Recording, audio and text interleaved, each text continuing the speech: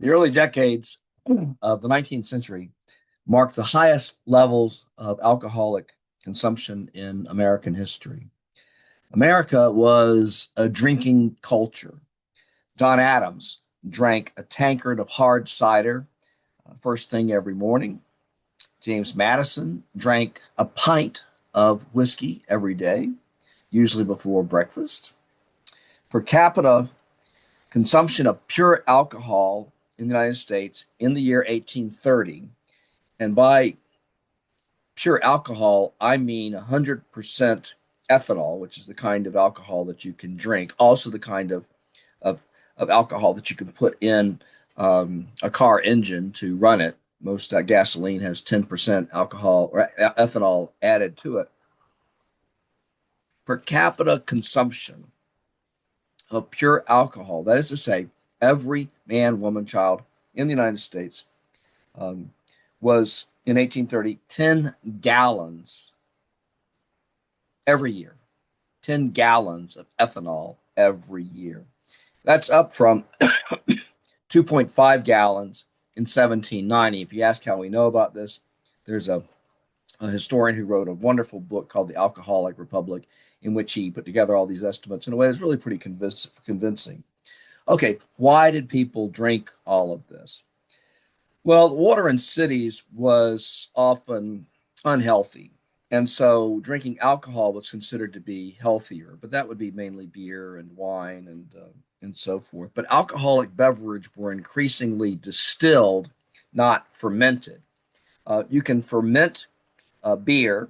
Uh, Usually, beer is about 6% alcohol by volume. If you really work at it, you can get it up to 12% alcohol by volume. The Belgians do this all the time. Wine is fermented. It has an alcohol by volume amount of about 12%. Uh, but once you get into distilled um, beverages, now you're talking about 40% alcohol by volume and up. And you can't tell me that that's an improvement over water that may or may not be great, all that great. Especially the frontier areas converted much of their corn into whiskey. In fact, before the advent of currency, these state banknotes that you could pass around and so forth, they would use barrels of whiskey as a means of bartering, with one another. So that whiskey was used very often for that purpose. Um, the effects of this enormous consumption of alcohol presently manifested themselves in, among other things, violence and alcohol addiction. And both developments threatened the family. Husbands became abusive. Working fathers, they might get paid on a Friday. By Friday at midnight, they might have, drank all their pay away, come home destitute and unable to feed their families. And because of the effects that alcohol abuse had on men in terms of propelling them toward domestic violence or propelling them toward drinking away their paychecks, women were a major force in the emergent temperance movements because women were clearly saw clearly what alcoholism was doing to family life. Now, what we're looking at here is a saloon. Notice that these are all men in this saloon. It isn't until Prohibition in the 1920s and afterward that you begin to see men and women drinking together. So this is an all male establishment. They're all drinking. I can tell you right now. Um, Straight up whiskey. And you can notice in the background that this particular saloon is a Democratic Party saloon. You can see the signs for Democratic candidates in the background. So, in addition to everything else, these saloons where a lot of alcohol was consumed were also places where where men were encouraged to vote for one party or another. Typically, the Democrats were the sort of the worst offenders about this, but other parties would do it as well. Now, In terms of efforts to control alcohol consumption, these parallel um, other reform movements. So you'll see the same kind of efforts that are made in terms of encouraging people not to litter, which when I was a kid was something everybody did. You'd eat fast food and you just dump it out of the car window onto the side of the highway. Seat belts, why do we need to wear seat belts? Nobody wore seat belts. And now, of course, littering is much reduced and everybody wears seat belts by law. Well, this didn't happen automatically. The first thing you will do with a reform movement is you will try what's called moral suasion. And that can be persuasion, it can be dissuasion. This is an example of a famous cartoon um, that is trying to dissuade men from drinking alcohol. And you can see that this famous cartoon is called The Drunkard's Progress from the First Glass to the Grave. It's done in 1846. Let's take a closer look at this. Okay, the drunkard's progress begins all the way at the left. Step one, a glass with a friend. What could possibly go wrong?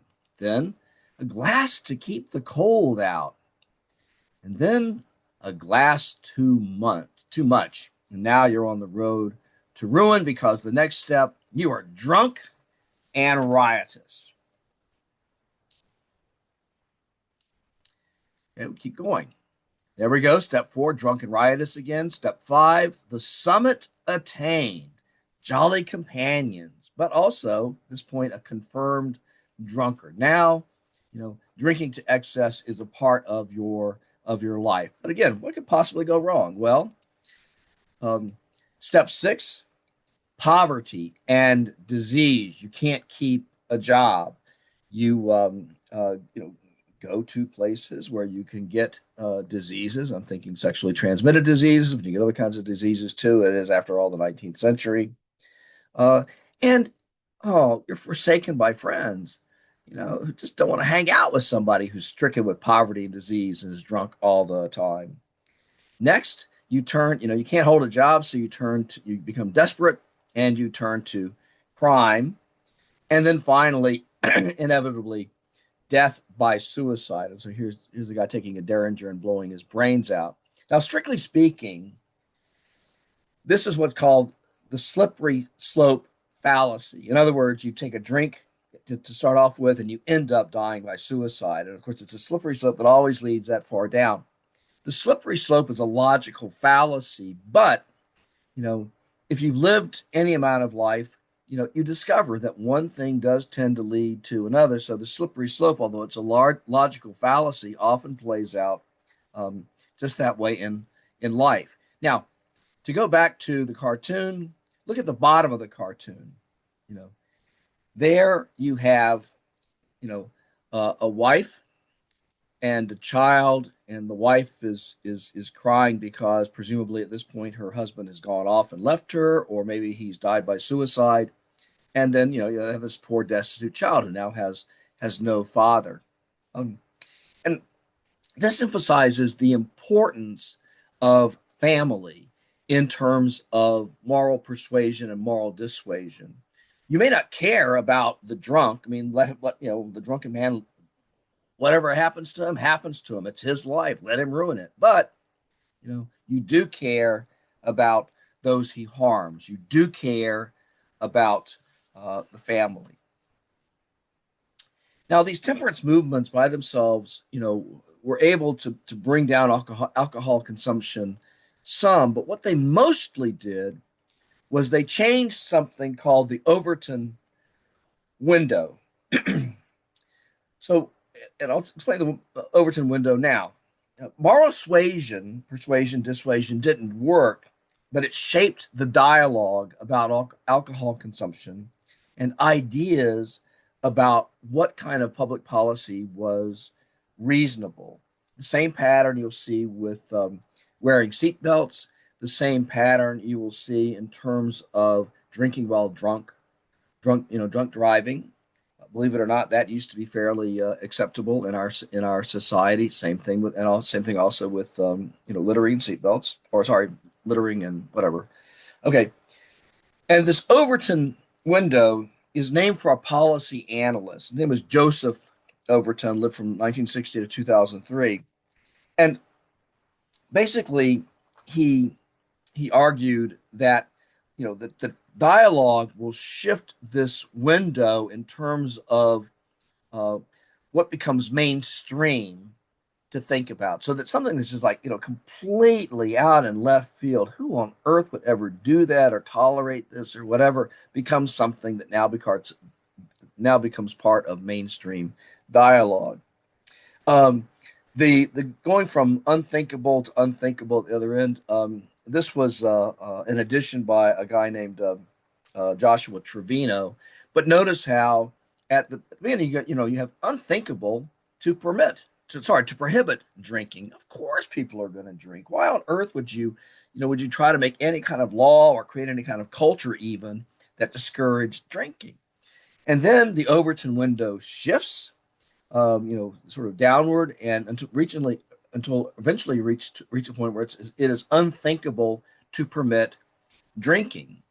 And by the early 1920s, a broad enough swath of Americans thought it was unthinkable to permit drinking that you get the passage of the 18th Amendment, which prohibited the sale of alcoholic beverages in the country. Now, actually, when people voted to ratify this 18th Amendment, they thought that they were voting to ratify an amendment that was going to influence only distilled alcohol like whiskey and rum and so forth. And then to their surprise, when a federal law was passed to enforce the 18th Amendment, it included anything above 0.5% alcohol. And that was really its ultimate downfall. Probably American society could have lived with drinking only beer and wine. But when you took beer and wine out of the equation, that's one of the big things that made prohibition unworkable.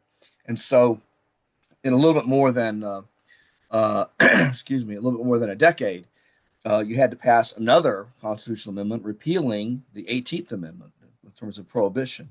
Okay. But in the 19th century, you do get this shift in the Overton window, so that to go with unthinkable to permit drinking and then move upward, it's a unthinkable to prohibit drinking. Let's do that way. Okay. First of all, it's unthinkable. Then it's radical to think about prohibiting drinking. Then it becomes acceptable to talk about prohibiting drinking, and then sensible, and then popular. And what the temperance movement was able to do was to shift the Overton window from it's unthinkable to prohibit drinking to it is sensible and popular. And then ultimately, what you'll see is that it becomes policy. Because eventually what happens is various states, starting with Maine, um, instituted prohibition laws. It basically said it was illegal to sell alcohol within their state boundaries. So, you're looking at the way in which alcohol consumption drops, and you can see it drops very steeply between 1830 and let's say 1845. What happens is that these temperance advocates who are initially doing things like that cartoon um, uh, eventually turned to sterner measures, and they demanded greater controls. And the emphasis in the 1830s and 1840s was more on restricting production and sale of alcohol, less on persuading the drinker to stop drinking or to drink less voluntarily. In areas of greatest urbanization and immigrant population, remember the Irish and the Germans drink like fiends. So if you want to control, their influence as immigrants, it's a good idea to sort of, make their consumption of alcohol, illegal if you can. Uh, you begin to see in these areas of urbanization and and a high immigration population, a series of laws passed to restrict access to alcohol. So that 1838 Massachusetts, this is even before Maine, you see a law passed banning the sale of distilled liquors in a volume of less than 15 gallons. So you have to buy a lot of alcohol in order to drink it. So if you're an ordinary person, um, you know, you're not going to be able to, to afford to drink anymore. And so this law did a lot to remove traffic in bars, and obviously poor people couldn't afford to buy 15 gallons of alcohol at one time. 1851, the state of Maine went dry entirely. By 1855, most or all of New England went dry. Also New York State, also much of the Midwest, approximately ultimately about 12 states in the Union went dry. That is, so you could not sell alcohol. Manufacturers sell alcohol within their state boundaries. But the Civil War, the American Civil War, actually turned this around because the Army is a drinking culture, and temperance movement advocates understood this, and so they launched a very strong campaign at the beginning of the Civil War to get various Union units, regiments, to take the pledge um, not to drink alcohol. These were called the Cold Water regiments, the Cold Water brigades. But that didn't last. You wound up getting, a tremendous amount of alcohol consumption during the American Civil War, and that is one of the reasons why, after the Civil War, you see these laws repealed. By 1868, that's 3 years after the Civil War, every one of these 12 states that had prohibited the manufacture and sale of alcohol had repealed their laws except for Maine. Still, the temperance movement did markedly reduce the consumption of alcohol in the United States. By 1850, it was down to just 2.1 gallons per capita. Temperance remained a major issue into the late 19th century. Eventually, it did lead to prohibition. The 18th Amendment that I mentioned before, it was ratified in January 1919, took effect in January 20th, but it didn't last very long. It was repealed by the 21st Amendment in December 1933.